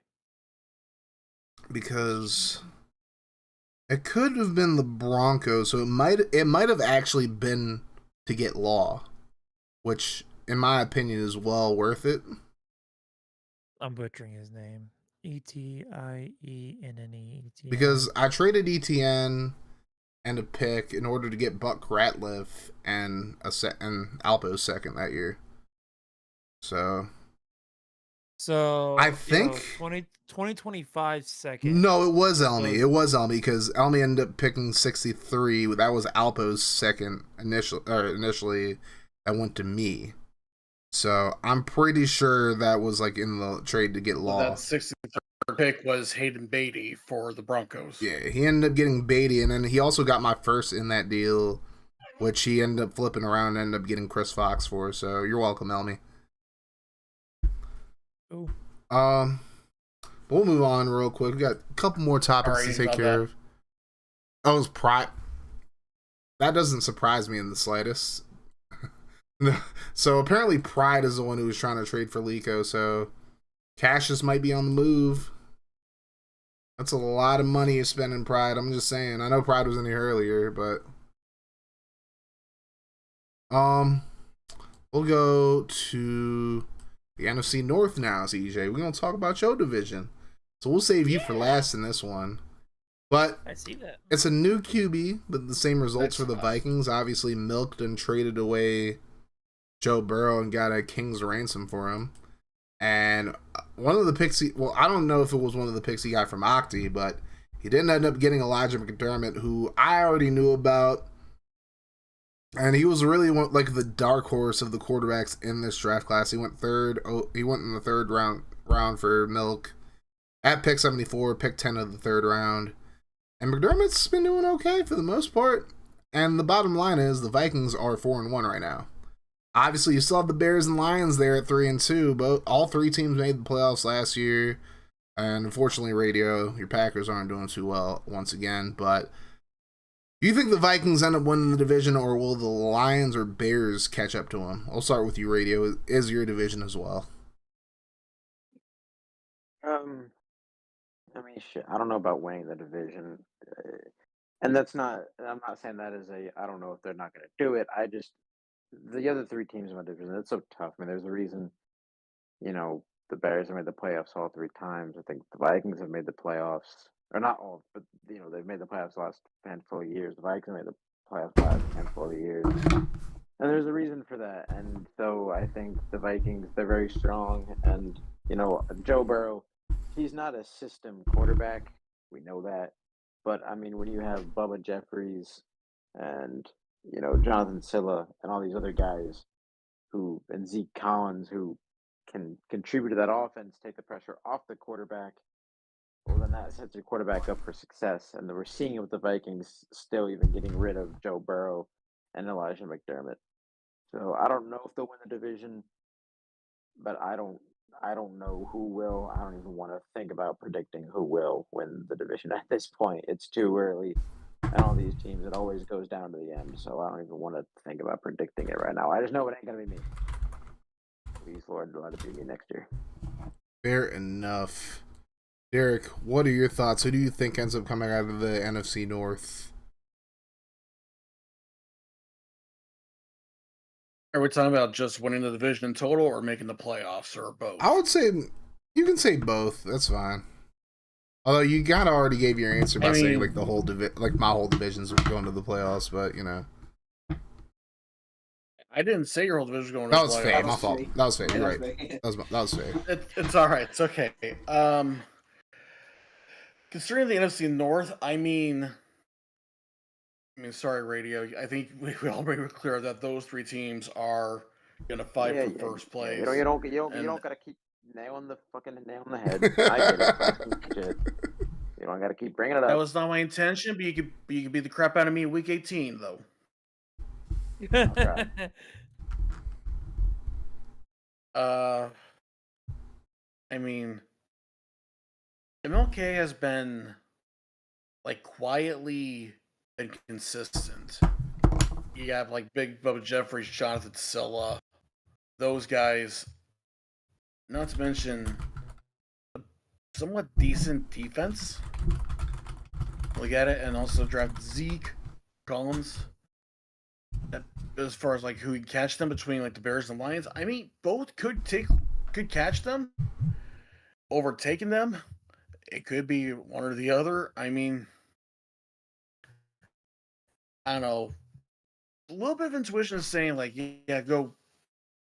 Not to favor them, will be say CJ's gonna take over and they're gonna win the whole division, everything. But there's always a but. The whole time during the whole quote unquote rebuilding that Crack did for the Bears after winning FGFL Bowl 2 for this cycle. Nah. That wasn't a rebuild. That was a reload. And that proved by him winning the division. Chet CMC and constantly working on getting that defense better. So that I think all three teams are gonna make the playoffs, but I see the Bears winning the division. Honestly, that's a fair pick. Honestly, I'm not gonna say whether or not that's my pick yet, but that is a fair pick. Before I go to Faye, FG out here dropping. First and foremost, Pride said he wasn't planning on trading Cassius Sherhart if he did trade for Lico. And to that, I gotta ask, what's the fucking point of that then? Respectfully, of course. What's the point? You're gonna have two starting caliber quarterbacks on your roster. For what? FG said, I said, a QB who is 84 overall, 24, or age 24, superstar, signed 6 years, a 3.71 mil cap, hit per year, who I didn't put on the trade block because I don't want him gone, is going to cost a bit. He said shooter's going to shoot. FG said if you like airballing. Sheesh. I mean, That sounds yeah, I exactly think like Lico's the prior definitely FG worth a lot conversation more would go. than that. And, you know, he could end up being a starter somewhere else, but yeah, I think that's going to cost a lot more at the end of the day, whether or not FG is going with Lico long term, or if he goes with Chafin, we'll have to see. I mean, and FG also says, I mean, at some point in this league, we'll end up at the point where most teams will have 2 starting caliber QBs considering the classes. Valid. I mean, I have 2 starting caliber quarterbacks on my team. No, Levis actually isn't starting caliber in the FGFL, but IRL, he's the GOAT. But anyways, we'll go to Faye now. Faye, what are your thoughts on the NFC North? Who do you think wins it? Who do you think comes into the playoffs? I'll try not to be biased here because I'm a former user player being on a NFC North team, but they could very, they could very much well win it. I think it is between the Lions and the Bears, in my opinion, or as I said, Vikings. But I feel like, in my opinion, Vikings will finish second, not like finish third, and Bears and Lions will finish first and second respectively. I just feel like this is a season where Vikings finish second, no matter what goes on. But I feel like it's going to be between Lions or Bears, and I am edging towards the Lions more because I forgot what round was it, but I know it was not first or second, but CJ, I think you drafted an 80X factor, like the third, fourth round? Yeah. At the end of the third round, I believe, which was Yeah. my pick still. And, got the GOAT Leighton Carter, and overall got also pretty decent QB. I think overall it could be the Lions here to top the division and possibly go to championship. Who knows? But Bears as well, they still got decent side. But in my opinion, it could be the Lions here this year. Yeah. Yay! Honestly, this is hard because obviously No Crack child. and Milk, they bruise bros. They bruise bros. So it's hard to not pick those guys. But also we got CJ, Mr. Lego himself, Mr. Cinco Ocho, and Ice on the line. So it's hard to not pick. It's hard to pick any of these 3 teams because they're all really good teams as well. And knowing how Sim is for the most part, it could go any way. Like, they could all end up winning out. They could all end up losing out, or anywhere in between, obviously, because EA is going EA. I don't know. I feel like the Lions got a good shot at shocking a lot of people. And I feel like the Lions are like the one team of those 3 that nobody's going to pick to win the division. Now, obviously, the Vikings have a rookie quarterback, so people might be a little, lukewarm on them just because McDermott's not as good as, Chet or Hayner, obviously. And it's honestly, overall-wise, he's not as good as John Wesley, so realistically, I feel like a lot of people are going to struggle with picking the Vikings to win the division. I mean, worst case scenario, MLK just ends up going to Bryce Young at some point, but it's hard. It's a hard choice, but I think the Lions got a shot at it. I like the Lions team a whole lot. I think Hayner's a very good quarterback. I mean, I think all 3 teams have really good quarterbacks, and they have really good rosters as well. But it's just something about this Lions team where I feel like they're going to shock some people this year. They're going to get some pretty good sim wins and watch wins. And they'll do enough to win the division. But it's going to be a very tight race to the end of the year. And it wouldn't shock me if the Vikings or, of course, the Bears end up winning the division. So now, CJ, you can make a unbiased pick or whatever, but just prove your case as far as the Lions. Sell people on the Lions right now. Oh God, saw on the Lions. Oh Lord. Okay. Well, I mean, first things first. Correct me if I'm wrong. I believe I'm the only team with the X Factor quarterback, right, in the division. Oh yeah, but as the meme goes, no team that has all the Isn't Bryce Young X Factor? It's what? Is he? Is who? I think he's a superstar still. Who? Bryce Young. Bryce Young. Oh yeah, I forgot. Well, I'm Tyrell not was gonna lie to an you. isn't Tyrell an X Factor as well? So he won it last year. Chet wasn't an X Factor and still isn't, and then Oh, he's at Jalen starting. Hurts. He's okay, fine. Starting quarter, whatever. I mean, I regardless, know. I'm just trying to make a stupid argument. It just like it's very much the interesting predicament I find myself in, right? Because I mean, I fully believe that my team has what it takes to win the division. Hell, we finally beat the Bears in the regular season. Like holy fuck, it took so Right. long. Like, but we did, and but there's still other things we got to cross. For example, we can't play down to teams. You know, like I immediately knew we were gonna lose the moment Husker made the joke. Oh, Garrett's on the easy win next week. Fuck you. Love you, but fuck you. Like I knew we were gonna lose that game too, but we can't lose those games. The Falcons, I was a little upset about just because of course, week 1, Madden bullshit. Here we go again. 5 tutties. We can't stop them. Yada yada yada. But the Falcons are up and coming, so I'm not as butthurt about that, right? Yeah. Outside that, we're 3-2. I'm pretty happy with where we're at. Do I think we can be better? Fuck yeah, we can. Do I think Madden's gonna Madden and we're gonna drop some more games that we shouldn't drop? Fuck yeah, I do. I hate it, but we will. Looking at the rest of our schedule, it's our bye week is really early this season, which kind of frustrates me, but it is what it is. It's actually week 6, which stupid. I hate it. But then we come back to travel to Minnesota, face the Vikings. We will host Colin and the Patriots. We play radio for the first time at home. Not to mention, we got to play the up-and-coming Jacksonville Jaguars, who just got 2 really good defensive playmakers. Got to play them okay a couple times still. Good old Milk. I would not be surprised. I want to win. I want to say we're going to win. But I also wouldn't be surprised if we finish in second again. Yeah. Because our schedule is pretty tough. Got to face Alpo week 14. It's the division's going to fight tooth and nail with each other. Got to face the Niners, which as much as people may want to try to sign them off, they're still a solid team. And of course, not to mention, got to face Kraken at the end of the season, and to top it all off, I got to face RSV once again. It's gonna be my schedule isn't doing me any favors. If we're gonna win the division, we're gonna earn it. Yeah. Right.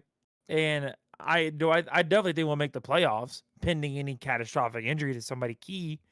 But I think we'll make the playoffs, and I truly believe that our team is capable of winning the division. We just got to see if they can do it. Absolutely.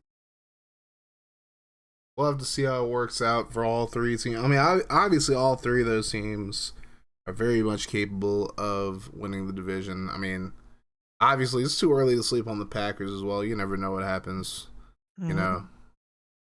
I got to play them next, so if we end up blowing that game, they could be on their way to making a resurgence. It's possible. Oh yeah. I hope I don't lose, but we'll have to see what happens. Last topic of the night, we're going to talk about the NFC South. We got the Tampa Bay Buccaneers sitting at 5-0 as well, I believe. I said earlier that the Steelers are the only undefeated team in the league. I was wrong about that. My bad. No, the Bucs are 4-1, so I was right. Never mind. Bucs are 4-1. On top of the NFC South once again. The Bucs have won the division every single season so far. They went 13-4 last year, won that division going away. Year 2 was a little tougher because Dan made a run at it at 11-6. And in year 1, the Falcons just missed out on winning the division. So, Bucs have won the division all 3 seasons. I think I have to look this up real quick just to make sure.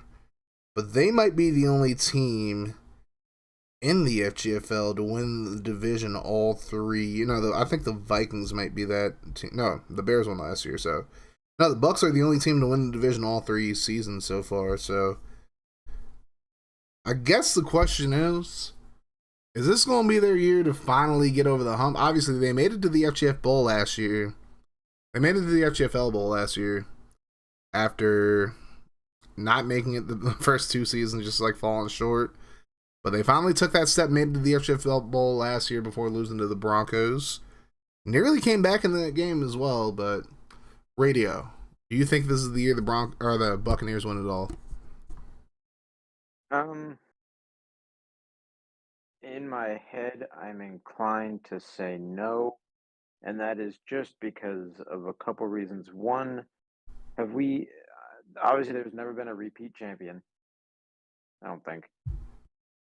At least not in a while. Not this FGFL, no, Never. but I don't think we've had Yeah. one ever. Yeah, I don't think we've ever had one. And I can't remember the last time we had a team make the FGFL Bowl after losing it even. Like, it seems like it's always 2 new teams.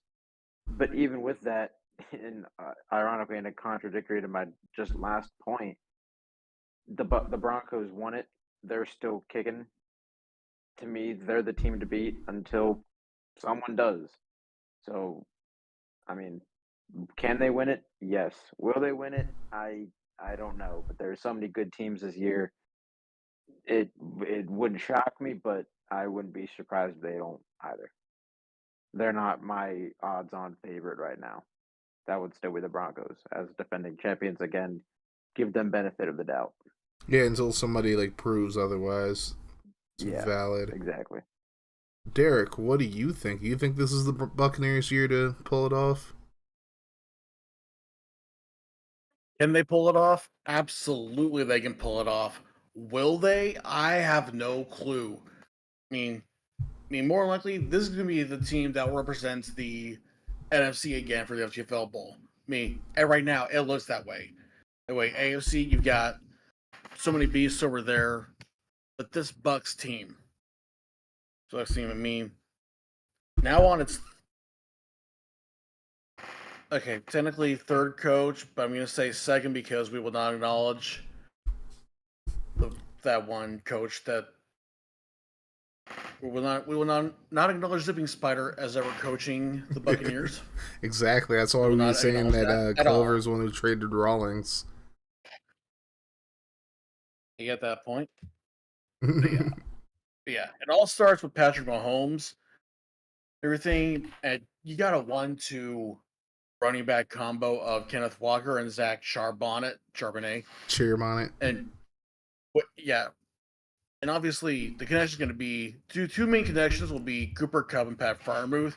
But with Cooper Kupp being down, that's why you see a lot of Dorland Daniel, who has really stepped up as a rookie. He's looked really good. Really good. And don't get me wrong, and not to mention the fact that Clover drafted two defensive ends, both named Robinsons, both X Factors. Okay, one was drafted for him accidentally. But you look at that defense that they also have, and it's hard to be remiss as to how this could be a good or a bad team as well. Devin Lurie, Jason Diablo, and not to mention they got Dicker the Kicker. Dicker the Kicker. As far as winning it, it can be the year that the Bucks actually win the FGFL Bowl. Proving that point and actually doing it, that is still to be determined. Amen to that. Faye, your thoughts? They're definitely probably going to top the division for at least, I'd say, the next 2-3 years. Depends on if Clover's going to be able to afford the homes in a few years. But this season, it's definitely going to be them topping the division once again. They could definitely make the championship. I feel like that could be a minimum. But I'm a bit uncertain. They did defeat the reigning champions in the regular season, I believe. Nope. But it's just something about it just gives me... can't explain. It's just something... got a sense that just something will happen, whether that is not making the playoffs somehow, early knockout. Something tells me it's not going to be the year this year. Just something. Just got a sixth sense. Not going to be the year. Valid. Very, very, very valid. CJ, your thoughts? I'm in the same boat as Derek. You know, he said it perfectly.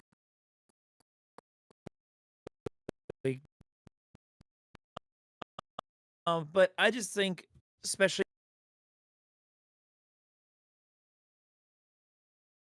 The fuck?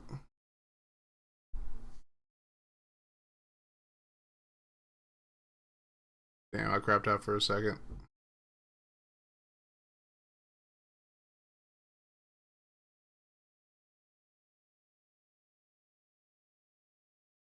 Oh, Discord's being stupid for me right now. Hold on one sec, y'all.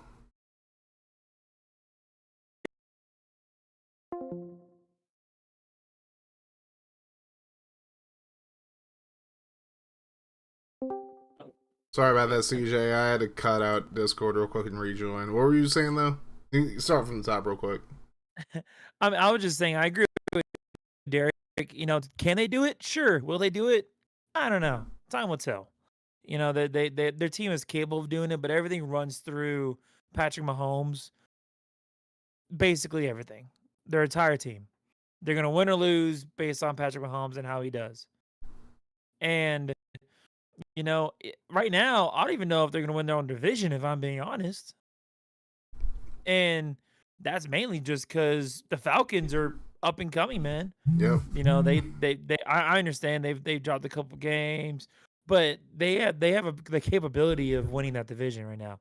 This is no longer oh, it's the Bucks division to lose. Sure, I guess you can still call it that, but it's not the Bucks and everybody else. It's the Bucks, Falcons, and hell, even right now, the Saints and Panthers are making some noise a little bit, right? So it's no longer just automatic check mark next to the Bucks. So we got to see if they even get through that first. Yeah. And second, you know, we just talked about some of the other NFC divisions. We just talked about the North having 3 teams that are probably going to make the playoffs. We just talked about how the West is probably going to be the division that has potentially has the most potential to have all 4 teams make the playoffs. Yeah. Right? And of course, that's not taken away from the East. You know, like they're having some bloodbaths over there going against each other. Yeah, I mean, can never count them out. So it's gonna be very difficult to be like, oh yeah, the Bucks got this. They'll go back. They'll win it this time. It's just it's harder to say it this year than in years past. Yeah, absolutely. We didn't really talk about the NFC East too much outside of the Giants, but obviously the Eagles and Cowboys are on top of the division at 3-2 apiece. Can't sleep on the commies either, and you never know, the Giants might fuck around and turn things around. The Giants have a lot of talent on their team, so they're very capable of winning games. I mean, their only win is against me, but, you know, it is what it is. But, CJ, I think you're right on the money with this. Like, I feel like the potential is absolutely there. It's just a matter of if they can win the games when they mean them, like when they need to the most. And honestly, you look at Tampa and like the other teams in the NFC, like you said, I mean, the Vikings, Bears, and Lions all are capable of knocking them off in the playoffs. Even the Falcons in their own division are capable of doing it. You know, don't sleep on anybody in the NFC East. And it's like the West, every team's 3-2. So, you know, any of us could cause them issues if we play them head to head in a watch game. Really never know. But I like their chances. But it's hard to say that they're, I don't know, I just feel like their window's starting to close very quickly, and if they don't win an FGFL Bowl in the next 2 years, Clover's going to have to think about at least, you know, ripping the Band-Aid off and saying, you know, maybe we got to just retool a little bit. I don't think you rebuild with Patrick Mahomes on your team, but I do think that there needs to be a little bit of a retool. But I'll say this. The fact that Clover has been able to keep this team afloat, have them get the 1 seed last year, and he got the 1 seed in year 2 as well. You know, whether you want to credit Walty for that or not, more than you want to credit Clover, you know, that's like, you know, completely up to you. But it's like, I think it says a lot that Clover basically took over midway through year 2, and even after the egregious trade of Travis Rawlings to the Broncos, Clover was able to, like, just keep the team afloat, because after that, a lot of people thought the Bucs were going to have a downfall a lot sooner than that. But here they are in year number 4, and I believe they're tied for the best record in the NFC as a whole, and they still lead their division. So it's like, I think that as much as people, want to be like, well, FGF Bowl this, FGF Bowl that, which obviously is the end game for everybody, it's pretty impressive that he didn't just like have his team completely fall apart. And he made moves to make sure the team was still competitive on a year in, year out basis, which is like, it's easy when you have Patrick Mahomes. It's easier than like if you have to go through multiple quarterbacks over the past few seasons, like I've had to do, like Derek's had to do, like, Radio now is on his second quarterback. CJ, you took over year 2 with, having to get Hainer, or ending up getting Hainer in year 3. And, Faye, obviously, you've basically taken over and are rebuilding the offense now. So it's like, you're rebuilding the team as a whole, especially the offense with the new quarterback and whatnot. But as a whole, you got to give Clover his roses. And, he ain't going to be able to grab him because he ain't got no arms, but, All right, so we're going to close this out. I'm going to let everybody have, like, final word. You guys want to talk about your team, don't want to promote anything, we'll go one by one for each of you guys. If you want to talk about your FGFL team, feel free to do so for a few minutes. Or just promote whatever you want to promote. Radio, I'll start with you. Any last thoughts? Nah, I mean, my team's pretty in the dumps, so I've got to figure some stuff out. We're not... Just like last year, we're losing a lot of close one-possession games, and I have to figure out what in the hell is wrong with the team. I don't know if it's the players or, the defense. We have a lot of good players like Nick Bosa, but he has like 3 sacks in the season, so I got to figure out what's going on with him and the rest of the defense and see if we can get some pressure. I feel like that's our biggest issue right now. The offense, as I said earlier, got to put it all together. We've seen running game be good. We've seen the passing game be good. We haven't seen them coexist. And so, like, those are the 2 biggest keys. And I think that's the biggest thing for me right now. But it's another year in the Hell division. I'm hoping to just outlast the storm. That hopefully will be over soon, but probably not. So maybe we'll see in the offseason what I do. I don't know. I don't really want to make a big move, but maybe I'll be forced to. I feel you.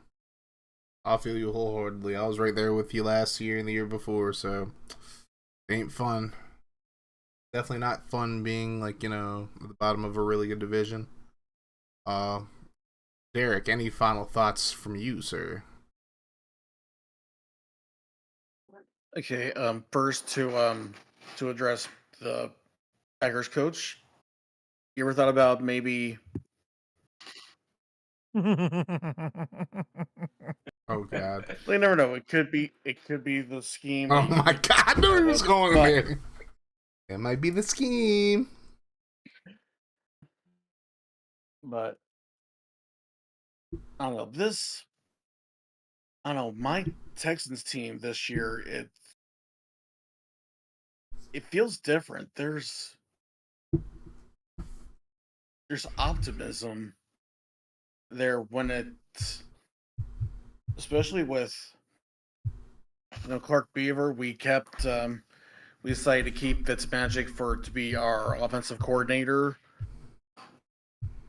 We brought in the Super Bowl champion and former Texan linebacker Jamie Sharper to be the defensive coordinator. I mean, we're still working out some kinks, but he is definitely help improve our defense, and that's why we did a 3-4 this year and drafted Jack Mortell with our first pick. So that, and Mortell, I mean, Troy told me after our first game that he looked like Defensive Player of the Year.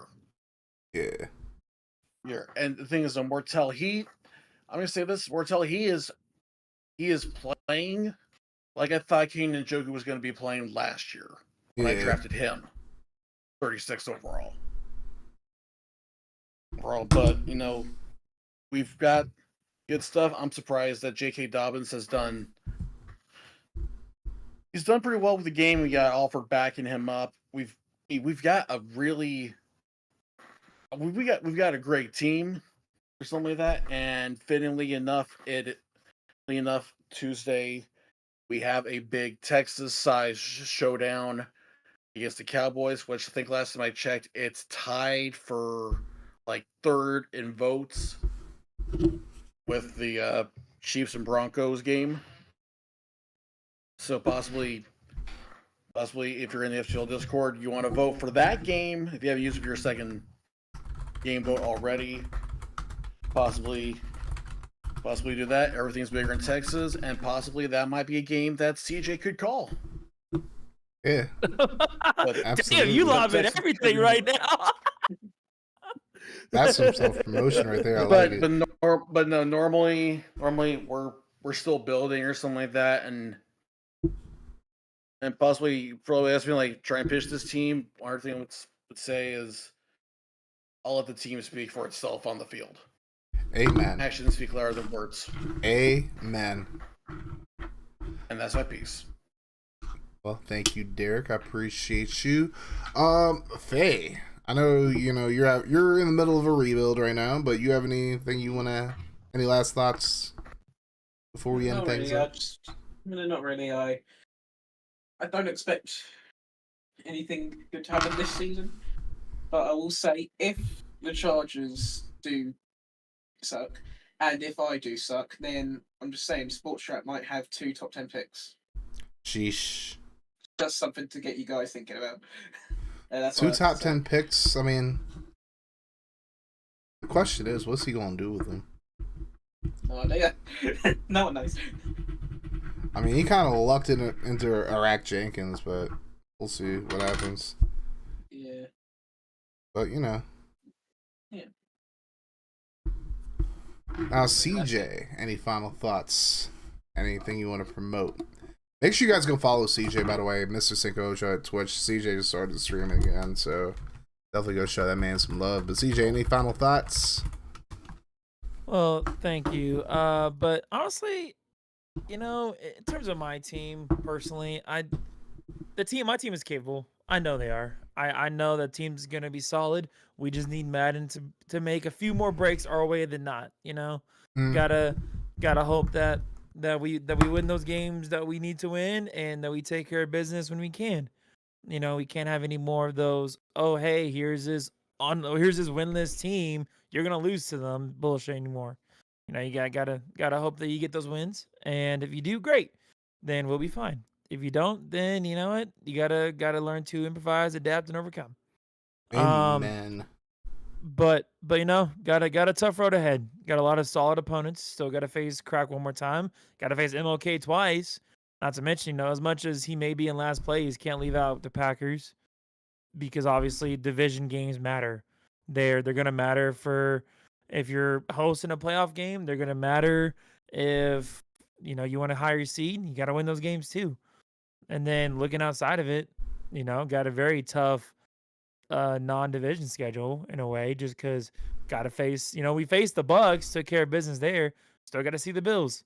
Got to win those games. Got to win those games. Got to beat those teams that you're somewhat even on in various different grounds. And so if we do that, we take care of business when we need to, and get a few breaks along the way, then we'll be great. If we don't, then yeah, we just keep going. So, well, but no, I mean, outside that, I appreciate your time. I appreciate everybody's time watching, and yeah, tune into FGFL, and we'll be happy to have y'all there. Of course. Only thing I really have to say is I don't expect to be at 3-2 at this point in the season. If I lose a bunch of the rest of my games, it is what it is. I'm very happy with how Puka Reigns has played. Puka Reigns, actually, I found out the other day, has the best touchdown to interception ratio, 11-1 right now. So he's playing a lot better than I thought he would. And forget Offensive Rookie of the Year, he might fuck around win MVP this year if he continues the trajectory that he is playing at. 11 touchdowns and 1 pick. He's basically going to average like 4 picks for the rest of the season in general. So he'll have 4 interceptions to 40 something touchdown, like over 44 touchdowns. So that's like MVP levels, I would say. Like, I mean, that is like MVP numbers right there. I don't know that he's going to continue that. Because, I mean, you look at the teams we played early in the season. Obviously, we lost to the Giants. We just lost to the Seahawks. You know, the Seahawks only beat us by 8 for the most part. I mean, we had a close game against the Commies. We had a close loss against the Giants, of course. You know, we were able to beat the Conquistadors. Very good game there. Much love to Q. We didn't get to watch it, but, you know. But Puka, looking like he putting up MVP numbers. He's definitely in the conversation early on. And it's like we got a huge win against the Cowboys in week 4 before losing to Seattle last week. But the rest of the schedule is going to be rough. I mean, we play radio. I'm not sleeping on the Packers because like we've proven that we can lose the bad teams. I mean, the Packers weren't a good team in year 1. We lost to them. So it's very possible we blow this game. Knock on wood that it doesn't happen. Sorry, radio. I mean, I'm sure that's actually helping you, but yeah. But yeah, we still have to play 5 more division games. We play Octi one more time.